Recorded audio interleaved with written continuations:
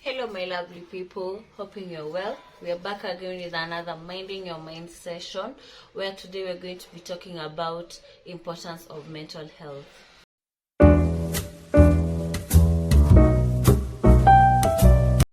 We're going to start first of all by defining what mental health is. And mental health is you being emotionally, psychologically, and socially well. Those three things are going to affect how you think, how you feel, and how you act.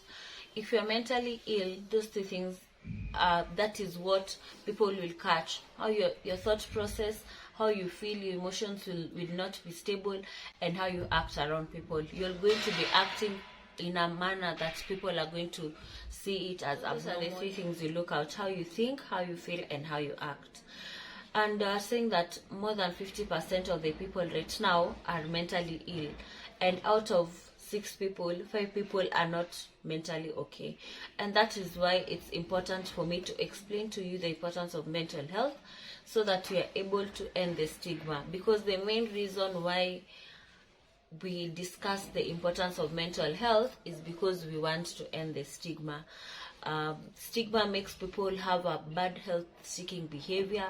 Stigma makes people kill people who are mentally ill because they do not understand that they have a problem.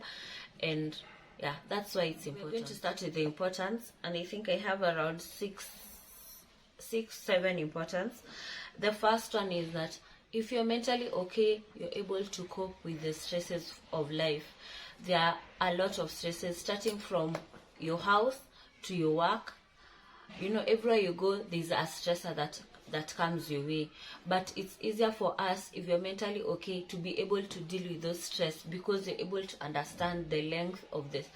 How far the stress is, how far it's taking you, and you're able to say, you know what, I'm not going to allow this to stress me. You're able to determine which stressor is more important than the other, and if this and of an important stressor, you're able to deal with it accordingly.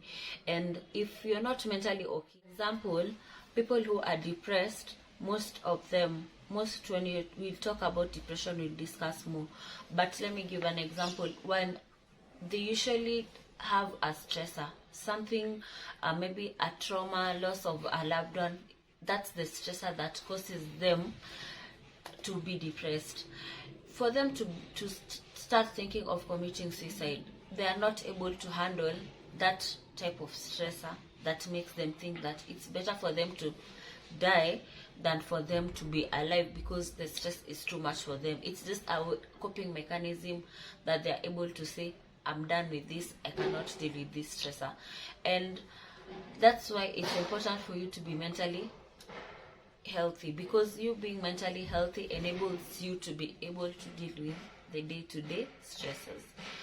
That's the first one.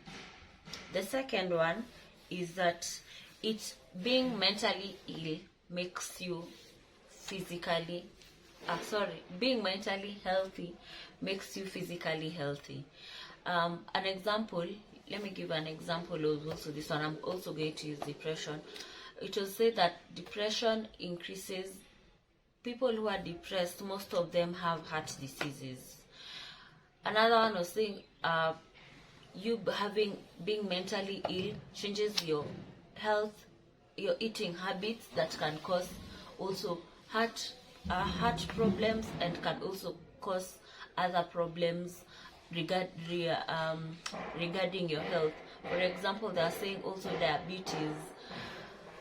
Diabetes also, people who are mentally ill also have a risk of even getting diabetes. So being mentally healthy enables you to be physically healthy. Okay. The third importance, being mentally healthy enables you to have good relationships, starting again from your house. Your partner, if you're married, your children, your house manager, it enables you to have a good relationship with them. If you go to work, it also enables you to have a good relationship at work. Most people who are mentally ill tend to have broken families, tend to have bad or poor working working relationships. So being mentally healthy, don't take it for granted. It enables you to also to have a good relationship with everyone around you. I think the fourth importance is that being mentally healthy enables you to work productively. The word there is productive, to be productive, because as we continue discussing these mental issues, you're going to find that there's some mental illness that someone is not able to wake up and go to work. Yeah, and even if they're able to go to work, they're not able to perform the way they used to perform. The people at work will start noticing that there's something different with this person. He used to do this and now he doesn't do this. She used to do this, now she doesn't do this. So it enables you to work productively. And if you're mentally ill, you'll find that people who are mentally ill, they end up unemployed. They end up being poor. There's increased number of poverty with people who are mentally ill because they're not able to work productively. They end up losing their jobs. So it's important because of work productivity. Yes. The fifth importance is that knowing how mental health is important, it enables us to increase the quality of life. Mentally ill, people who are mentally ill, the quality of life decreases because it's actually one of the leading causes of disability. For example, let me give an example. If someone is a drug addict, you find that people are drug addicts and they tend to drop out from school. They don't continue with school, and they live long. Yeah, they live till 40s, 50s, but you find that their lives now where they are has decreased because they are not able to keep a job. They are not able to provide for their families. They are not able, those things that you think, you sit down and you think, if it was not the drug, if it was not that person being a drug addict, they would have gone further than where they are. So it's actually, it decreases the quality of life. Let me just put it as that way. It decreases the quality of life. Yes. The sixth importance of mental health is that we are able to reduce suicide rates.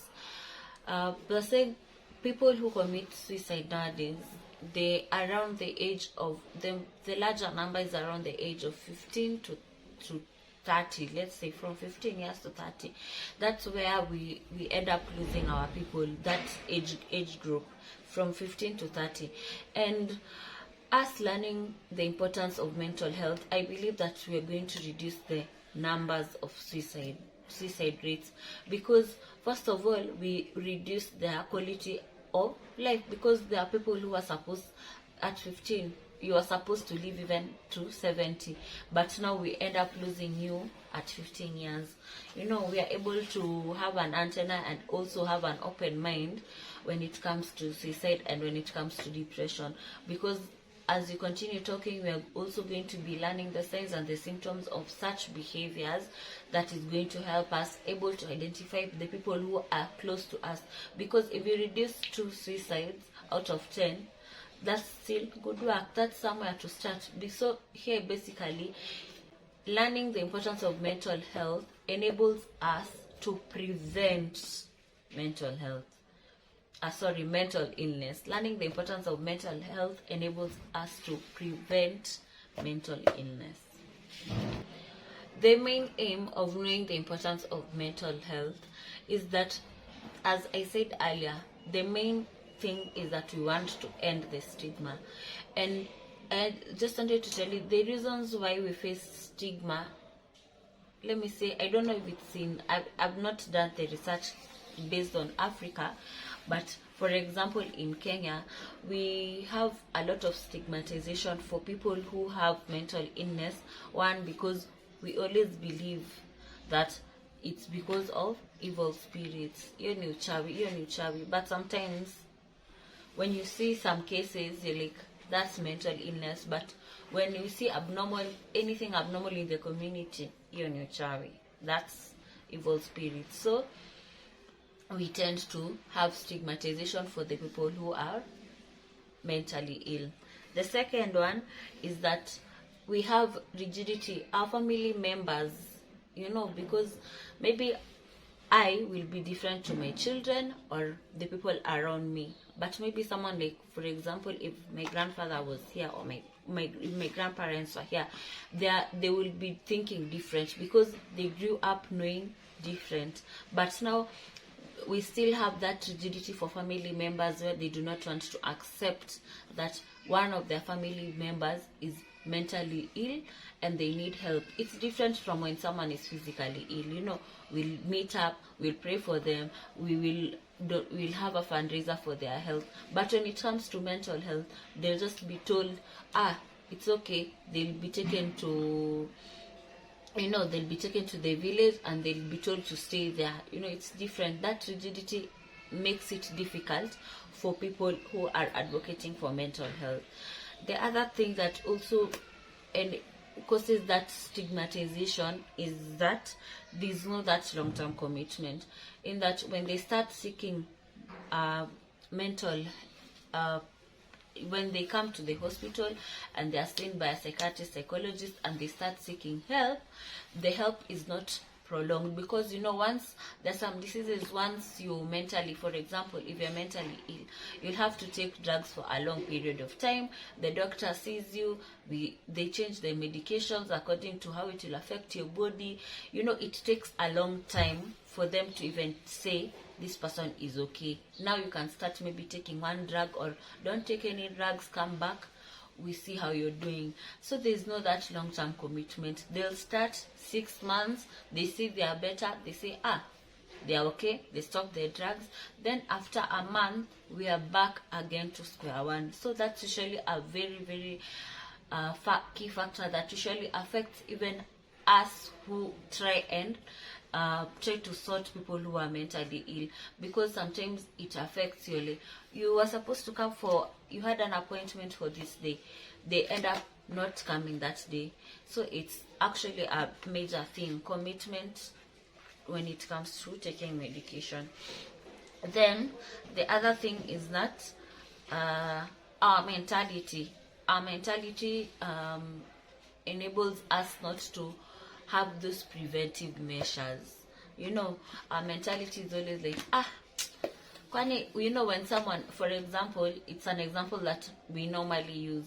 I come to you and as a friend and I tell you, I'm not feeling well, I'm feeling depressed.